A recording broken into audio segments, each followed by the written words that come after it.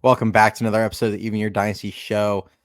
Today was kind of an unplanned episode. Wasn't going to actually post anything today, but with the impending Dalton Jeffries start incoming for today, um, I decided that I'm going to go on a little bit of a tangent and a little bit of a rant here as Farhan Zaidi has continued to mismanage really the Giants' 40-man roster. And I'm not even going to actually go terribly detailed on the 26-man active roster.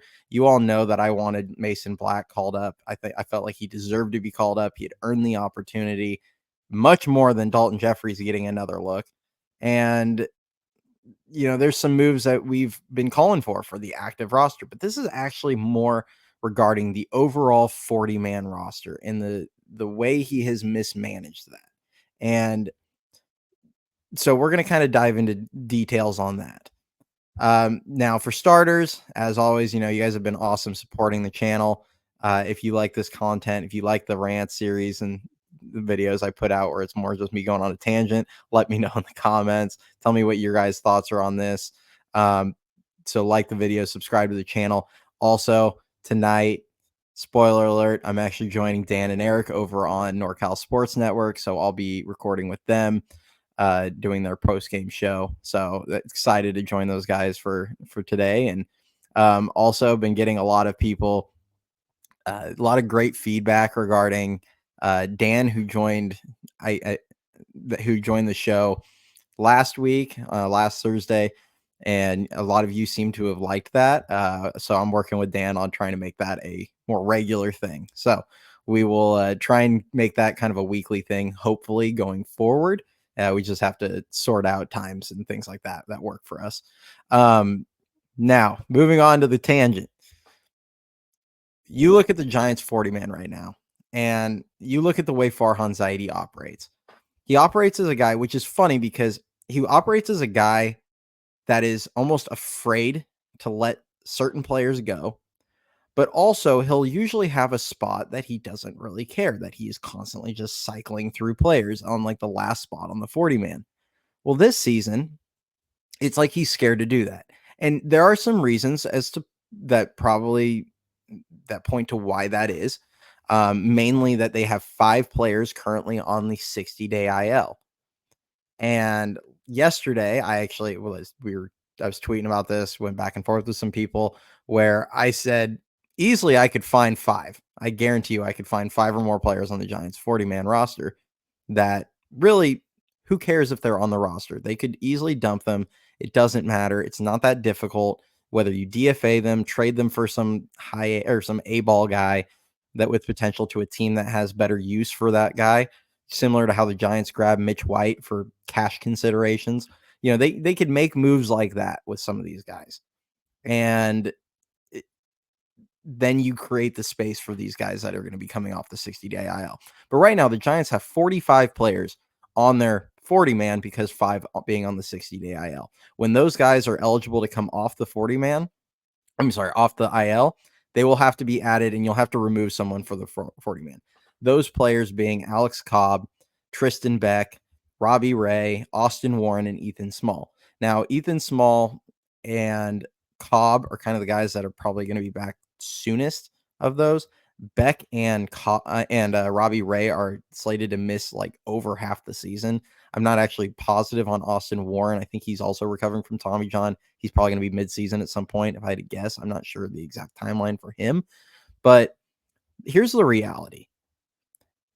You can't operate out of fear for what you're going to do when these guys may or may not come off the IL. Alex Cobb has had, 3 or 4 setbacks already? Who knows if and when he's coming off? Robbie Ray's coming off Tommy John. Beck had the aneurysm in his arm that they already said he can't even start throwing for like 4 months after that injury. So these are guys that these are problems that are going to be the second half of the season, not soon.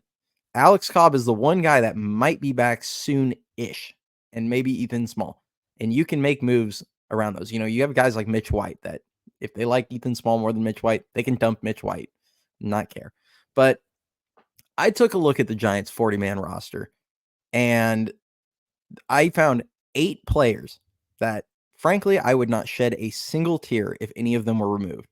And some of them even being there kind of speaks to his incompetence.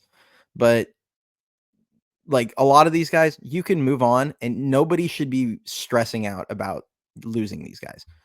Starting off, Dalton Jeffries, who's I mean, I've been getting people defending him. A lot of people going, "Oh, well, he has a 3.4 ERA in Sacramento this year since he got demoted, even though he had that bad outing. He deserves another shot." Does he though? Has anybody like actually looked at what this guy has done in his career? Dalton Jeffries in his career has over a 6 ERA at the major league level. In the minors, it's not like he's torn it up. His last season in the minors back in 2021, he had a 4.9 ERA in AAA. This season, I mean, he's 3.44. He's been doing okay. He's had exactly one stint of decent play in the major leagues, and it was in 2021 with Oakland, and he had a 3.6 ERA in all of 15 innings. I mean, this isn't a guy with a track record. This isn't a guy that's done anything noteworthy in his career. I've watched every outing of his in AAA, and I can tell you he is not impressive. Like, he doesn't have a put away pitch. He doesn't have anything that just like that you feel confident he can throw to get guys out. He just has kind of average stuff, average, a little decent command, and that's it. And he's probably going to get shelled today in Boston. Like, that's just me being realistic. Maybe he proves me wrong. I hope he does, because I'm not going to ever root against players on the Giants and root against guys doing well. I would rather see the Giants win, but this is just me being realistic. That's one. You have Sean Jelly, who the only reason I swear he has a job is because he pitched well against San Diego last season, and Bob Melvin saw that. Because you look at the rest of his career, and he has done absolutely nothing that is worthwhile of being a major league pitcher. He hasn't posted better than a 4.92 ERA. Actually, he has a 4.5 ERA, in fairness to him, right now in the majors in 6 innings. But he hadn't posted prior to that better than a 4.92 ERA at any level since he pitched really well in Double-A back in 2021. Every level since then, 5.74 ERA in Triple-A. 4.92 ERA in AAA, 5.76 ERA in the majors, 6 ERA in AAA, 6.52 ERA in majors. I mean, he doesn't do anything that impresses anybody. So there's 2 players. Third player, David VR, being on the roster. He's out of options. He has no path to the Giants. There's like 4 guys have to get hurt ahead of him, with Flores, with Chapman, with Lamont Wade Jr. Heck, even Tyler Fitzgerald is taking reps at first base now. Fitzgerald would have to get hurt for him to get a shot. Like, there are so many injuries that have to take place in front of him. And really, if you watch some of the games down in Sacramento, Trenton Brooks is playing a lot of first base, and he's playing better than David VR. And yeah, VR can play third and second, but here's the breaking news. Brett Wisely and Casey Schmidt, who are also on the 40-man already, are also playing better than David VR by a lot. So he has no pathway, and he's on his last option year. Send him for cash consideration somewhere. I mean, yeah, everyone's probably afraid he's going to turn into Adam Duvall and develop into a 30 home run hitter somewhere else. But guess what? He's not going to do anything here. He has no pathway in San Francisco. Move him. Like, that's not difficult. You have that's 3. Mitch White, number 4. He's a reliever. There's 2 relievers down in San Jose that really probably should be on the roster that are already, well, Randy Rodriguez is on the 40-man. Juan Silva is not, but Randy Rodriguez is already on the 40-man. Bring him up. Send Mitch White for, a ham sandwich somewhere. There's no place for him. That's 4. You look at the roster. Let's see. Who else can we, who else is dead weight on this roster? Well, you have, let's see, Trevor McDonald, who, yes, he has potential. I understand the logic as to why they protected him. Pitchers are easier to get pulled onto another team, because they didn't want him to get taken in the Rule 5 draft. Pitchers are easier to come over to another team, and if you throw 100 miles an hour, like, you can stick. But they took a guy that has never pitched above high A, and he has a big injury history, and they took him and they put him on the active roster. Why? I mean, I understand the why, but there really is not a reason for this. Like, he should not have been added. He's not such a good prospect that we should be worried about losing him to the Rule 5. That was 5 players.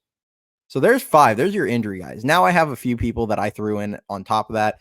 Kaiwei Tang, who I think has potential to be a useful guy. These are guys that are like more on the bottom of my list. And that's, you have Kaiwei Tang, who he's given up 23 earned runs in 15 innings this season. So I'm not saying dump him right now. I'd have dumped any of those 5 other guys before I dumped Kaiwei Tang, but he does need to start showing something soon between, somewhere, because he is getting lit up he's given up multiple runs in every outing he's pitched in so far. So would like to see a little bit more out of him. Nick Avila, again, bottom of my list, not advocating to dump him, but Avila, he's got nice potential, but are we really going to shed a tear if we lose this guy? Like, this is my point. Like, at some point you have to make, air quote, difficult decisions to get guys that deserve their shots, that should be getting their opportunities. And then the last guy, and now this is actually not bottom of my list, this is a guy I would dump immediately, is Austin Slater.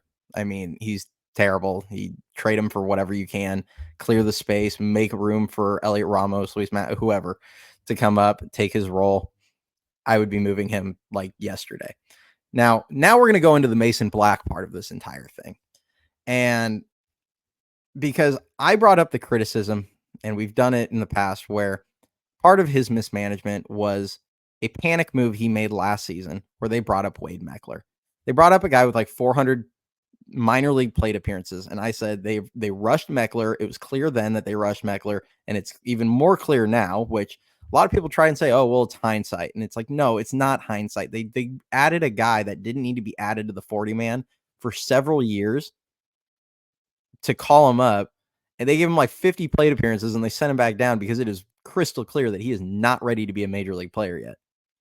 And now they're like operating in a manner in which they're scared to make a move similar to that again, where they quote rush someone, that they're holding guys like Mason Black back and down in AAA, who has way more experience. Like, these are apples and oranges. Wade Meckler had been a professional for barely over a year. Mason Black was drafted in 2021 and has pitched 2 full seasons in the minors. And really, with the end of 2021 and the beginning of 2024, he's basically pitched 2.5 seasons in the minors. Like, you're not rushing this guy. He's 24 years old. You're giving him a shot. And the thing I hear is, you have to look at the service time and options, and they don't want to start his clock. And frankly, I don't think a lot of people understand kind of how the service time rules work, how minor league option rules work. So we're going to kind of dive in on that. With service time, as long as he spends less than 172 days on the active roster this season, he will still have, it does not count as a year of service. So he still has 6 years past this season. And those 6 years are assuming that he is on the major league roster, or the active roster, for more than 172 days on all of those seasons as well. So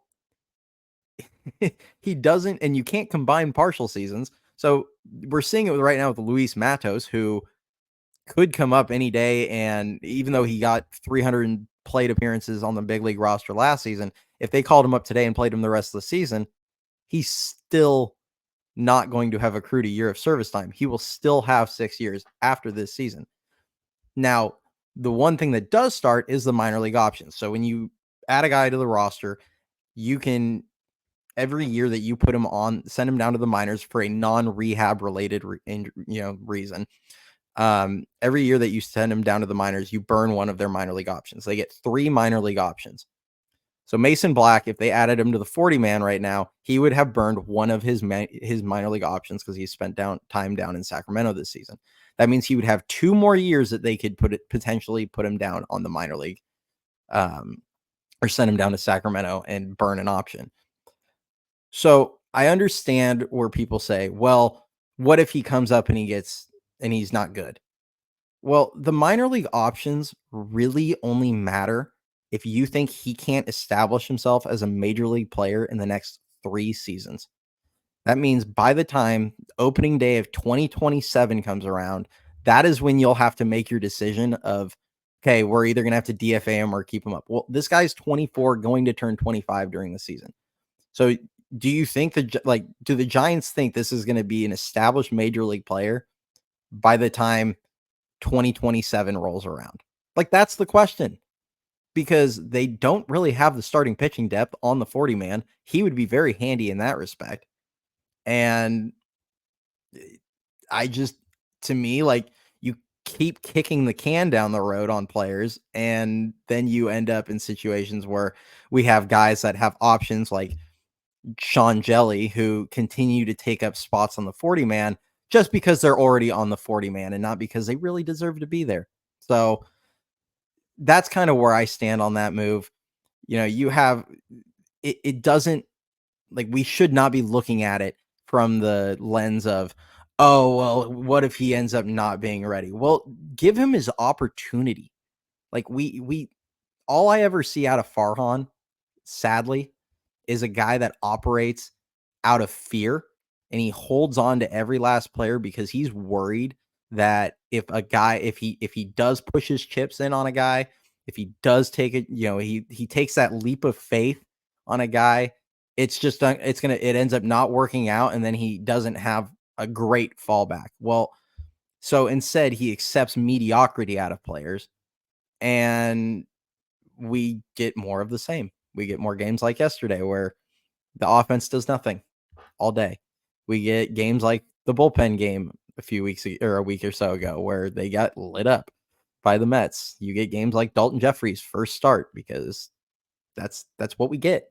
You know, he he tries to put lipstick on a pig sometimes on some of these players, and he's so hell bent on his guys working out that he just refuses to give these young guys an opportunity. And the thing is with a guy like Mason Black, as so a lot of people point out, they're like, well, they have all these great starters potentially coming back. And it's like, cool. So if it doesn't work out, then hopefully they have enough around that it won't matter. But we've seen the bullpen games. We've seen Dalton Jeffries caliber players make starts. It's not pretty.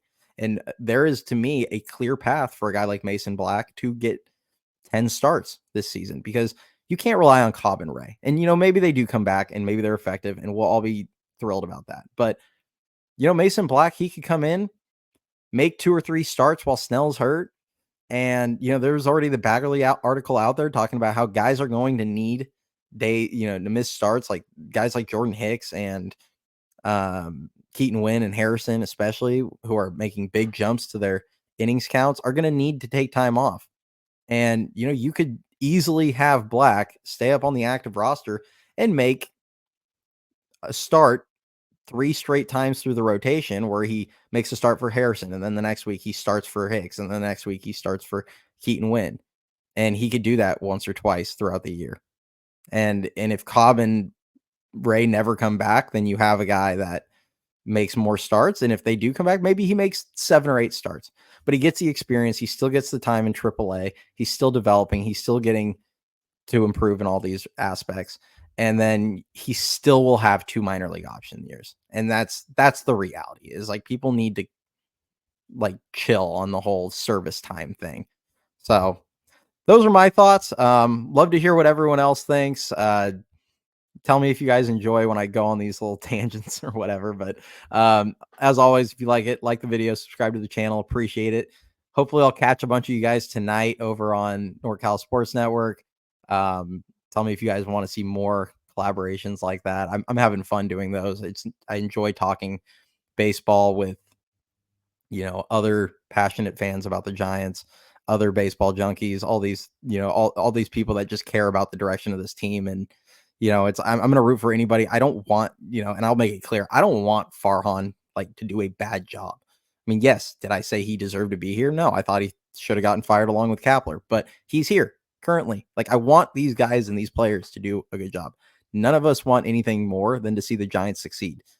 But when I think they warrant criticism, I'm going to hand it out. So it's just flat out. And I'll own it when I'm dead wrong. I've already owned several things where I've had takes and said, oh, well, I would have been wrong there. And it is what it is. But Yeah, so we'll see what happens. Other than that, go Giants. Hopefully they can find a way to win a game today in Boston with Dalton Jeffries starting, but we'll see. And I'll catch you all later.